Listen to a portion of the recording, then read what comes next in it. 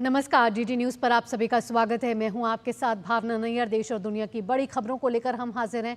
शुरुआत करते हैं बुलेटिन की अहम सुर्खियों के साथ।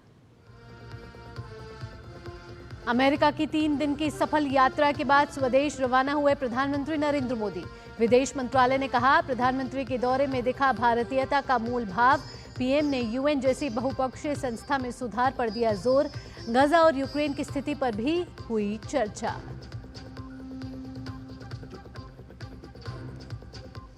प्रधानमंत्री नरेंद्र मोदी की न्यूयॉर्क में यूक्रेनी राष्ट्रपति वोलोडिमिर ज़ेलेंस्की से हुई मुलाकात। यूक्रेन ने भारत के शांति प्रयासों को सराहा। पीएम मोदी ने वियतनाम के राष्ट्रपति से भी की द्विपक्षीय वार्ता।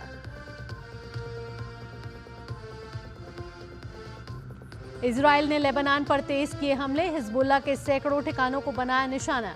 करीब 500 लोगों की मौत, 1600 से अधिक घायल। हिजबुल्लाह ने भी इजरायल पर किया जवाबी हमला।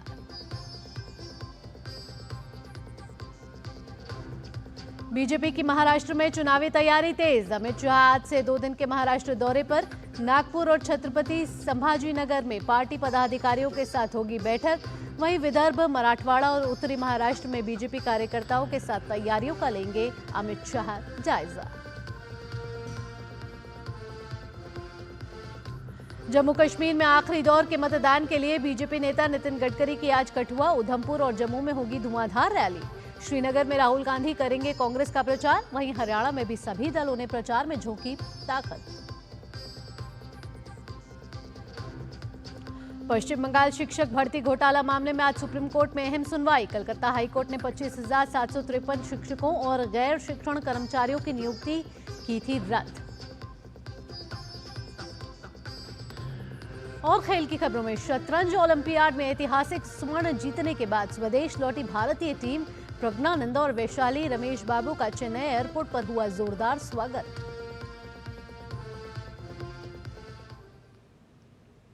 बुलेटिन की शुरुआत करते हैं, खबरों को विस्तार से जानते हैं। प्रधानमंत्री नरेंद्र मोदी का अमेरिका दौरा संपन्न हो गया है। अपने सारे आधिकारिक कार्यक्रम सफलतापूर्वक ढंग से संपन्न करने के बाद पीएम मोदी आज सुबह न्यूयॉर्क से भारत के लिए रवाना हो चुके हैं।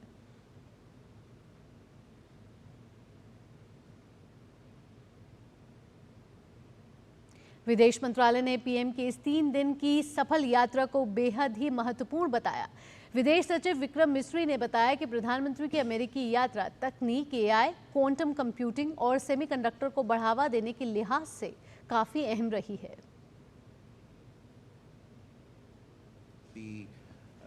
Extent of involvement that all of these companies already have in India, the degree to which they are enthused by the prospects in India, the policy environment in India, and their plans to continue to grow in India and grow with India for themselves and for the rest of the world.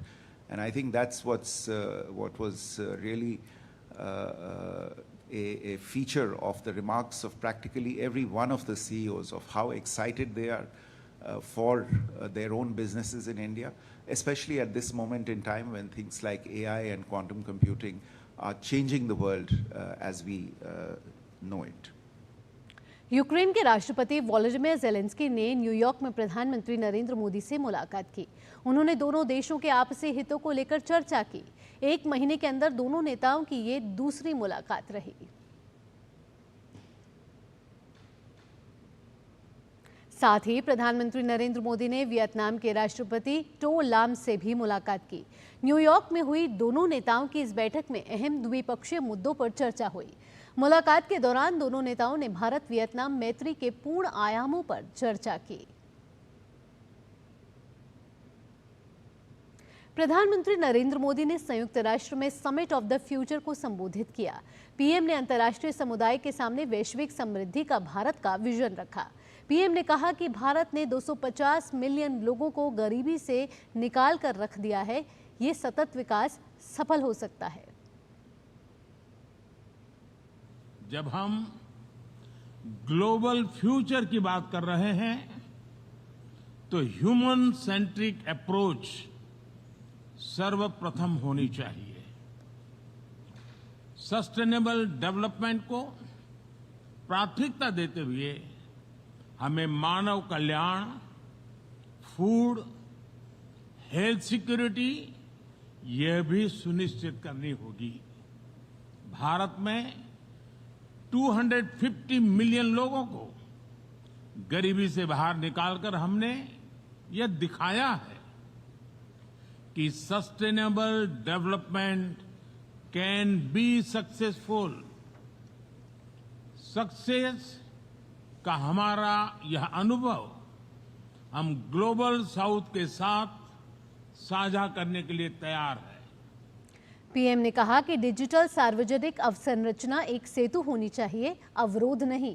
प्रधानमंत्री ने साथ ही कहा कि भारत अपना digital public infrastructure यानी कि DPI पूरे विश्व से साझा करने के लिए तैयार है। Success of humanity lies in our collective strength, not in the battlefield। और वैश्विक शांति एवं विकास के लिए ग्लोबल संस्थाओं में रिफॉर्म्स आवश्यक है। Reform is the key to relevance.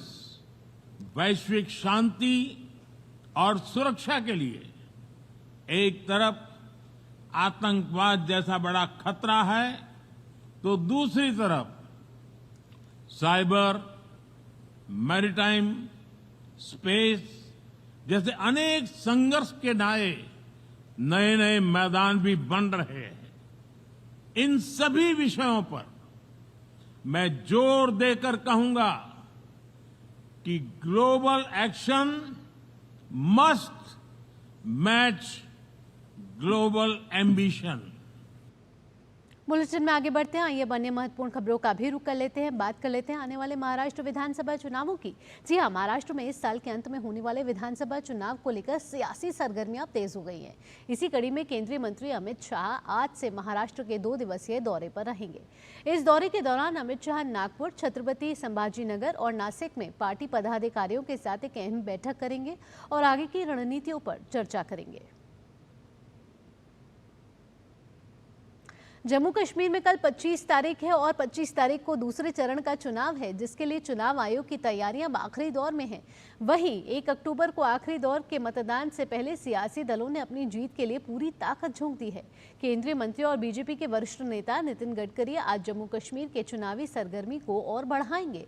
Gadkari आज बीजेपी उम्मीदवारों के पक्ष में एक के बाद एक 3 रैली करेंगे। प्रधानमंत्री के प्रधान सचिव डॉक्टर पीके मिश्रा ने सोमवार को प्रधानमंत्री कार्यालय में एक उच्च स्तरीय टास्क फोर्स की बैठक की अध्यक्षता की।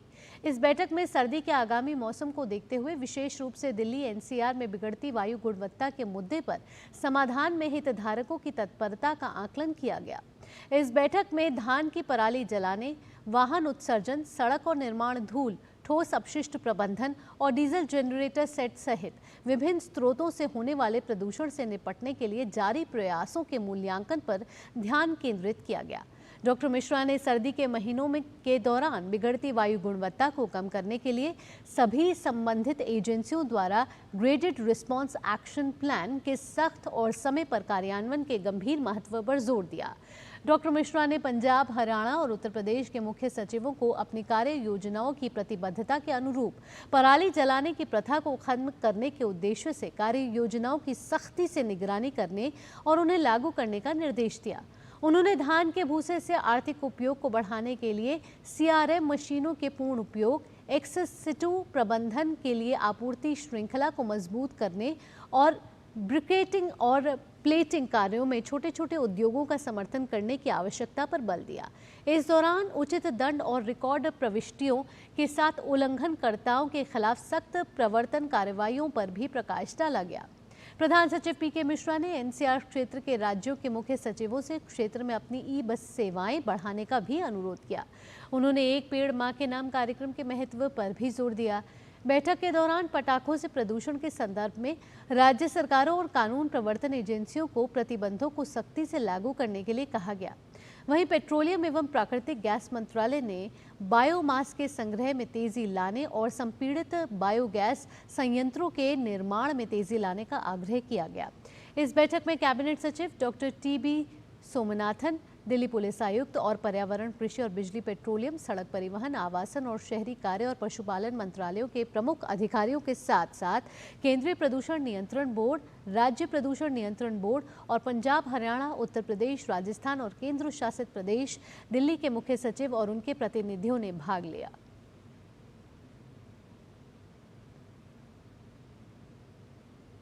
बढ़ते हैं अगली खबर की ओर। देश में चल रही सबसे बड़ी स्वास्थ्य बीमा योजना आयुष्मान भारत के 6 साल पूरे हो गए हैं।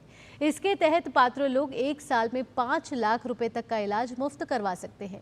बिहार में भी 1,79,00,000 परिवारों को इस योजना का लाभ मिला है। देखिए पटना से डीडी न्यूज संवाददाता की एक खास रिपोर्ट।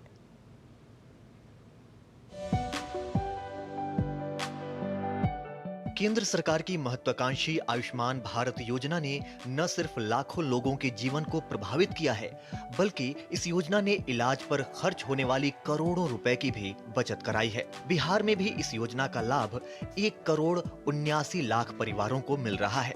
योजना के तहत बिहार में अब तक 1,624 करोड़ रुपए की राशि गरीब परिवारों के मुफ्त इलाज के लिए खर्च की जा चुकी है और 13 लाख से ज्यादा मरीजों का इलाज किया जा चुका है। हाँ, सरकारी मदद से भेले, देखलकै तो मदद वह के भेले, मोदी सरकार से वही से हमरा इलाज केलकै हन। पहले से अच्छा है, आयुष्मान कार्ड लगा हुआ है, कैंसर हुआ है पता चल रहा है तो इलाज बढ़िया हो रहा है।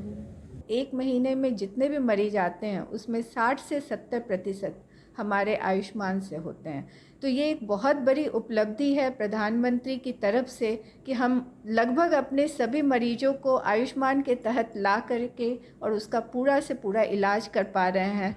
आयुष्मान कार्ड का लाभ देने में बिहार तीसरे स्थान पर है और राज्य में अब तक 1,21,00,000 परिवारों के लगभग 3,60,00,000 पात्र लाभार्थियों का आयुष्मान कार्ड बनाया जा चुका है। 2024 में रिकॉर्ड 2.50 करोड़ आयुष्मान कार्ड बनाया गया है। हालांकि राज्य में कार्ड बनाने के लिए पात्र लाभार्थियों की संख्या लगभग 8.50 करोड़ है। ऐसे में सरकार बाकी बचे लोगों का आयुष्मान कार्ड बनाने के लिए तेजी से काम कर रही है। केंद्र सरकार ने हाल ही में इस योजना का लाभ किसी भी आयु वर्ग के 70 साल से ऊपर के बुजुर्गों को देने का फैसला किया है। इस फैसले से बिहार के 50 लाख लोगों को सीधा फायदा मिलने की संभावना है। नरेंद्र मोदी जी और नीतीश कुमार जी ने ऐसी व्यवस्था दे दी कि अब वह 70 साल से ऊपर का आदमी देश के उन 23,000 अस्पतालों में और हमारे राज्य के लगभग 1,000 अस्पतालों में वो कार्ड पॉकेट में रख के कहीं भी हमारे जाएंगे वृद्धजन तो उनका मुफ्त में 5 लाख रुपए तक का इलाज करने की व्यवस्था सुविधा दे दी। बिहार के लोगों को आयुष्मान दिवस की पूर्व संध्या पर एक और तोहफा भी मिला है। स्वास्थ्य मंत्री मंगल पांडे ने मुख्यमंत्री जन आरोग्य योजना का भी शुभारंभ किया है। इसका लाभ राज्य के 58 लाख लोगों को दिए जाने का लक्ष्य रखा गया है। डीडी न्यूज के लिए पटना से मधुरेश नारायण की रिपोर्ट।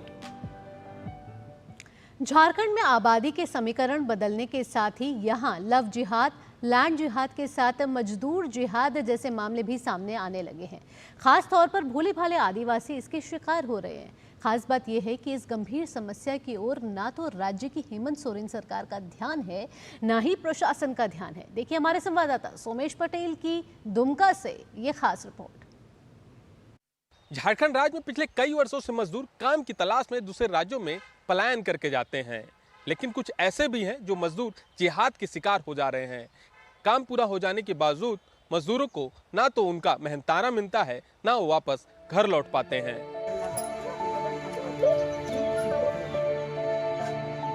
झारखंड के दुमका जिले के आदिवासी मजदूरों की शोषण की कई दर्दनाक कहानियां सामने आ रही हैं। दुमका जिले के काठीकुंड थाना क्षेत्र के जंगला गांव के कई आदिवासी परिवार वर्षों से अपने परिजनों का इंतजार कर रहे हैं, जिन्हें एक मुस्लिम ठेकेदार काम दिलाने के बहाने जम्मू कश्मीर और लेह लद्दाख लेकर गया था, लेकिन वे अब तक अपने घर नहीं लौटे हैं और इस वजह से इनका परिवार गहरे संकट में है। आलम अंसारी ले गया था हम लोग को, मेरा पिताजी को काम करने के लिए कश्मीर से बोल के ले गया था। यहाँ से हम लोग का बहुत खराब स्थिति है। यहाँ से कुछ खाना पीने का भी नहीं है। और खाने पीने के लिए मेरे पिताजी तो कमाने के लिए गया था बाहर, तभी तक नहीं मिला हम लोग का कोई। हम लोग का परिवार का स्थिति बहुत खराब है, इसलिए जल्द से जल्द लाए मांगते, प्लीज पापा को जल्दी लाए। जंगला गांव के प्रधान कहते हैं कि पीड़ित परिवारों ने राज्य की हेमंत सोरेन सरकार से कई बार मदद की गुहार लगाई, लेकिन सरकार ने कोई ध्यान नहीं दिया। बहुत याद आता है उसका। जो हेमंत सोरेन सरकार है, आदिवासी का देखता है, फिर बोलता है हाँ आदिवासी हम लोग का है, वो भी नहीं देखता है कुछ नहीं। दुमका पुलिस को भी इस बारे में जानकारी दी गई, लेकिन अब तक कोई कार्रवाई नहीं हुई है। हालांकि दुमका पुलिस का कहना है कि मानव तस्करी पर रोक के लिए पुलिस और प्रशासन सतर्क है और लगातार काम कर रही है। सही समय पर बताया जाता है तो कई बार हम लोगों ने रिकवरी किया है, बाहर से मजदूरों को बुलाया भी है, लाया भी है, और सही समय पर सूचना नहीं मिलता है तो ऐसी परिस्थिति में कभी देरी होती है। पीड़ित परिवार अपने परिजनों को वापस लाने की गुहार सरकार से लगा रही है, लेकिन राज्य की सरकार इस पर कोई ध्यान नहीं दे रही है। सोमेश पटेल, दुमका, झारखंड। खबर पश्चिम बंगाल से है। पश्चिम बंगाल शिक्षक भर्ती घोटाले के मामले की आज सुप्रीम कोर्ट में सुनवाई होगी। Chief justice DY Chandrachud, justice JP Pardiwala और जस्टिस मनोज मिश्रा की बेंच ने 10 सितंबर को सुनवाई टाल दी थी। दरअसल कलकत्ता हाई कोर्ट ने 22 अप्रैल को राज्य सरकार और सहायता प्राप्त स्कूलों में 25,753 शिक्षकों और गैर शिक्षण कर्मचारियों की नियुक्ति रद्द कर दी थी। इन्हें 2016 में नियुक्त किया गया था। कोर्ट ने कर्मचारियों को 7 से 8 साल के दौरान मिली सैलरी में 12% ब्याज के साथ लौटाने के निर्देश भी दिए थे। इसके विरोध में सुप्रीम कोर्ट ने 33 याचिकाएं दायर की गई थी। आदेश को चुनौती देने वाली याचिकाओं में बंगाल की सरकार की याचिका भी शामिल है। सुप्रीम कोर्ट ने 29 अप्रैल को सुनवाई में सभी नियुक्तों को रद्द करना नासमझी बताया था और कहा था कि वैध और अवैध भर्तियों को अलग करने की जरूरत है। और अब खबरें स्वच्छ भारत मिशन से जुड़ी हुई।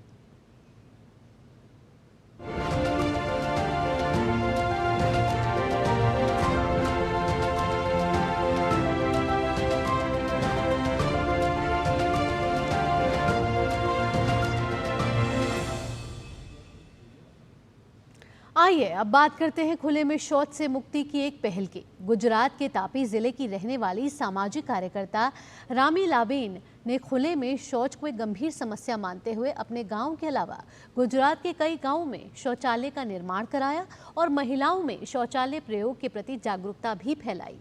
अभी तक रामीलाबेन 700 शौचालयों का निर्माण करवा चुके हैं और उन्होंने 9 गांवों को खुले में शौच से मुक्त कराने में सफलता भी हासिल की है। खुले में शौच के खिलाफ लड़ाई लड़ने के लिए सरकार ने उन्हें पद्मश्री सम्मान से सम्मानित भी किया है।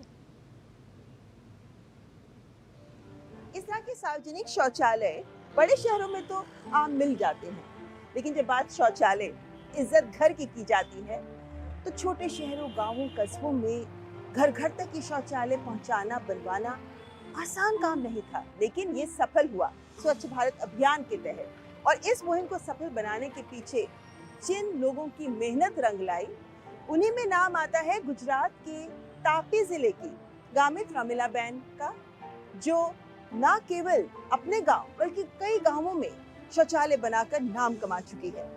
700 शौचालय बनवाए उन्होंने, 9 गांवों को खुले में शौच से मुक्त करा दिया। लेकिन वो यही नहीं रुकी, आगे बढ़कर उन्हें स्वयं सहायता समूह बनाए, सखी मंडल बनवाए, उन्हें बैंकों के साथ जोड़ा। यही नहीं, उन्होंने गांव वालों को कौशल विकास की राह भी दिखाई और उन्हीं का मेहनत का नतीजा रहा कि जो गांव कभी बहुत पिछड़े माने जाते थे, आज वो आदर्श गांव कहलाते हैं। इसलिए इन्हें मिला पद्मश्री का सम्मान।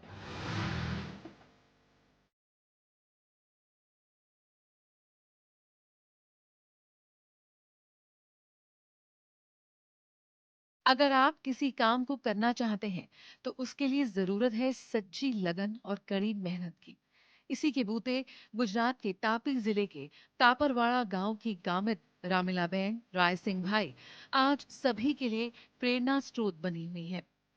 समाज सेवा को अपने जीवन का ध्येय बना चुकी गामित रामीलाबेन के समर्पित प्रयासों के कारण 9 गांवों को ODF यानी खुले में शौच मुक्त गांवों में बदल दिया गया है। गामित रामीलाबेन को मूलभूत सुविधाओं के लिए भी संघर्ष करना पड़ा। आर्थिक स्थिति अच्छी ना होते हुए भी उन्होंने अपनी लगन से 10वीं तक की पढ़ाई की और ठान लिया कि वो ऐसा काम करेंगी जिससे आने वाली पीढ़ी को इस तरह की दुश्वारियों से जूझते हुए अपना जीवन ना बिताना पड़े। उन्होंने स्वास्थ्य, महिला एवं बाल विकास, ग्रामीणों का कौशल विकास, आर्थिक उन्नति आदि में काम करना शुरू कर दिया।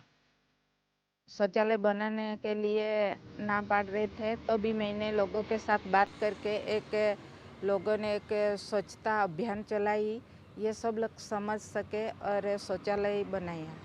मेरे गांव में 8 साल पहला शौचालय गांव में थे नहीं, इसलिए सब लोग खुले में शौच क्रिया के लिए जाते थे। और जब मैंने शौचालय बनाना शुरू किया तब गांव के सब लोग, सब महिलाएं, सब बहनों, सब ने मैंने सिखाया कि आप शौचालय में शौच क्रिया के लिए जाओ, का हमारा गांव में गंदगी दूर हो और आप बीमार रोगचाला में न पड़े। इसलिए सब लोगों ने मैंने समझाया, सब गांवों में मैंने शौचालय बनाया ने सब लोगों को शौच क्रिया करने के लिए शौचालय में जाना पड़ता है। ने सब लोग आज स्वच्छ है, स्वस्थ है। ने सब लोगों के लिए मुझे सरकार में से जो पैसे आते हैं 12,000 रुपया, ये 12,000 रुपये के सब लोगों के घर में शौचालय के लिए उपयोग किया। और अभी भी मेरी ये इच्छा है कि लोग शौचालय नहीं बनाए, एक मेरा गांव, एक मेरा तालुका, जिला और गुजरात राज्य, भारत देश स्वच्छ रहे, इसलिए मैं कुछ काम करना चाहती हूँ। दृढ़ निश्चयी गामित रामिलाबेन की अपने गांव को स्वच्छ और सुविधाओं से पूर्ण बनाने की सोच को प्रधानमंत्री नरेंद्र मोदी के स्वच्छ भारत मिशन से भी बल मिला। लोगों की सोच बदलना आसान नहीं था, लेकिन गांव-गांव घूमकर लोगों को समझाया, सरकारी योजनाओं को जमीन पर लागू करवाया, लोगों को शौचालय बनाने के लिए राजी कर गांव में 700 से ज्यादा शौचालयों का निर्माण कराया।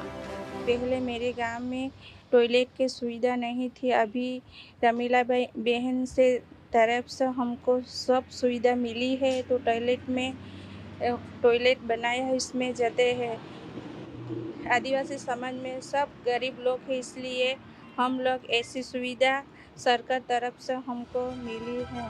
गामित रामिलाबेन ने 162 स्वयं सहायता समूह सखी मंडल बनाए, उन्हें बैंकों से जोड़ा, ग्रामीणों को सरकार की पेंशन योजना का लाभ दिलवाया। उनकी कड़ी मेहनत और जुनून का ही परिणाम है कि जो गांव पहले पिछड़े हुए माने जाते थे, वे आज आदर्श गांव बन चुके हैं। 23 सितंबर को हाइफा दिवस के रूप में मनाया जाता है। पहले विश्व युद्ध में भारतीय थल सेना की 3 कैवलरी रेजिमेंटों ने इजराइल शहर हैफा को ओटोमन राज्य से आजाद कराया था। सोमवार को थल सेना के सैनिकों, इजरायली दूतावास के नुमाइंदों ने दिल्ली के हाइफा चौक पर शहीदों को श्रद्धांजलि अर्पित की। जो गरीबी है, दुख है, कमजोर है, उसको मदद करता हुआ एक प्रॉस्पर भारत भी होना है। इसलिए दुनिया में एक भरोसा बना है, guarantor of peace, prosperity, harmony, love, ये कौन हो सकता है? लोगों को लगता है कि अगर भारत लीड ले और वर्तमान में भारत के प्रधानमंत्री उसके लिए नेतृत्व करें तो युद्ध से बुद्ध की ओर दुनिया जा सकती है। बढ़ते आगे, साल 2014 से पहले पस्त हो चुकी विकास दर, भारी महंगाई और उत्पादन में कमी के दौर से बढ़ते हुए एनडीए सरकार ने न सिर्फ मैक्रो इकोनॉमिक फंडामेंटल्स को मजबूत किया है, बल्कि अर्थव्यवस्था को तेज रफ्तार से विकास पथ पर लेकर आई है। विभिन्न रेटिंग एजेंसी और थिंक टैंक ने अनुमान जताया है कि अगले कुछ वर्षों में भारत का विकास तेजी से होगा और जल्द ही भारत दुनिया का तीसरी बड़ी अर्थव्यवस्था बन जाएगा।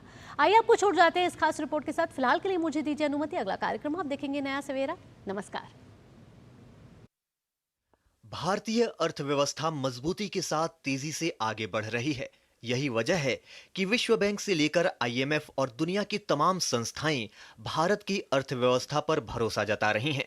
अब जो ताजा अनुमान सामने आए हैं उससे भारतीय अर्थव्यवस्था पर भरोसा और बढ़ा है। IDBI कैपिटल की रिपोर्ट के अनुसार भारत अगले 6 वर्षों में हर 18 महीने में अपने GDP में $1 ट्रिलियन जोड़ने के लिए तैयार है। इस गति के साथ भारत 2032 तक $10 ट्रिलियन की अर्थव्यवस्था बनने की राह पर है, जो 2030 तक खुद को दुनिया की तीसरी सबसे बड़ी अर्थव्यवस्था के रूप में स्थापित करेगा। रिपोर्ट के मुताबिक भारत का मैन्युफैक्चरिंग सेक्टर अमेरिका, चीन, जर्मनी, जापान और दक्षिण कोरिया को भी पीछे छोड़ देगा। अर्थशास्त्रियों का भी मानना है कि चीन की अर्थव्यवस्था कमजोर पड़ रही है, जबकि भारत तेजी के साथ आगे बढ़ रहा है। अर्थशास्त्री और लेखक गौतम सेन का कहना है कि भारत की अर्थव्यवस्था जल्द ही $7 ट्रिलियन तक पहुंच जाएगी। चाइना की समस्या तो होना ही था, क्योंकि ये तो 20 साल बहुत शार्प ग्रोथ एक्सपीरियंस किया, तो ये तो रोकना था। वहाँ पे पॉलिसी चेंजेस भी हुआ, कुछ राजनीति भी हुआ, इसलिए उसका स्लोइंग डाउन पता नहीं क्या 4% ये साल होने वाला है। और वहाँ पे और पॉपुलेशन प्रॉब्लम बहुत ज़्यादा हो गया, उसका डेमोग्राफिक क्राइसिस बहुत सीरियस है, तो इसलिए लगता है China will definitely slow down. और उसका इकोनॉमी का साइज इसलिए इसके लेके भी बहुत विवाद है। कोई कहता है 18 ट्रिलियन, कोई कहता है 14 ट्रिलियन, कोई कहता है 12 ट्रिलियन। तो हम इतने पीछे नहीं है, कोई हमें रोक नहीं सकता। लेकिन अब तक जैसे लगता है, ट्रेजेक्टरी जो लगता है, हम 7 ट्रिलियन तो जरूर पहुंचने वाले हैं। रेटिंग एजेंसी S&P ग्लोबल की ताजा रिपोर्ट के मुताबिक वित्त वर्ष 2030 और 31 तक भारत की नॉमिनल GDP 2 गुना होकर $7 ट्रिलियन से अधिक हो जाने की उम्मीद है। इससे न केवल भारत दुनिया की तीसरी सबसे बड़ी अर्थव्यवस्था बन जाएगा, बल्कि वैश्विक GDP में इसकी हिस्सेदारी 3.6% से बढ़कर 4.5% हो जाएगी। साथ ही इससे भारत की प्रति व्यक्ति आय उच्च मध्यम आय वर्ग तक पहुंच जाएगी। रिपोर्ट में अनुमान लगाया गया है कि भारत 2030 और 31 तक दुनिया की तीसरी सबसे बड़ी अर्थव्यवस्था बनने की राह पर है।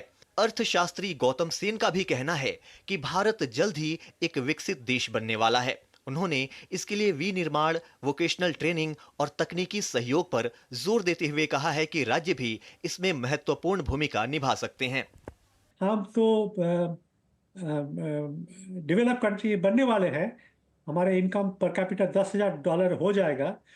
अमेरिका से फिर भी हम पीछे रहेंगे, मगर 2-3 चीज़ हमें करने पड़ेगा। वो एक तो है हमारे इंफ्रास्ट्रक्चर जो हो रहा है, वोकेशनल ट्रेनिंग बहुत ज़बरदस्त करने पड़ेगा। विदेश में क्या हो रहा है ये बहुत महत्वपूर्ण है, क्योंकि हमारे इकोनॉमी बहुत डिपेंडेंट है अब ऑन इंटरनेशनल इकोनॉमी। हमारे जो कहते हैं trade GDP ratio is 42, so almost half हमारी इकोनॉमी बाहर के साथ जुड़े हुए हैं। भारत जो अभी दुनिया की 5वीं सबसे बड़ी अर्थव्यवस्था है, आने वाले सालों में जापान और जर्मनी को पीछे छोड़ते हुए तीसरी सबसे बड़ी अर्थव्यवस्था बनने के लिए तैयार है। चुनौतीपूर्ण वैश्विक परिस्थितियों के बावजूद भारत दुनिया की सबसे तेजी से बढ़ती प्रमुख अर्थव्यवस्था बना हुआ है, जो वित्त वर्ष 2023 और 24 में 8.2% की तीव्र गति से बढ़ रहा है। भारत ने दुनिया के सबसे बड़े शेयर बाजार बेंचमार्क में चीन को भी पीछे छोड़ दिया है। भारत का $5 ट्रिलियन का शेयर बाजार 2024 में नई ऊंचाइयों को छू रहा है। सोमवार को भी कारोबारी हफ्ते के पहले दिन भारतीय शेयर बाजारों में तेजी रही और दोनों मानक सूचकांक सेंसेक्स और निफ्टी नए रिकॉर्ड के स्तर पर बंद हुए। Bureau report, DD news.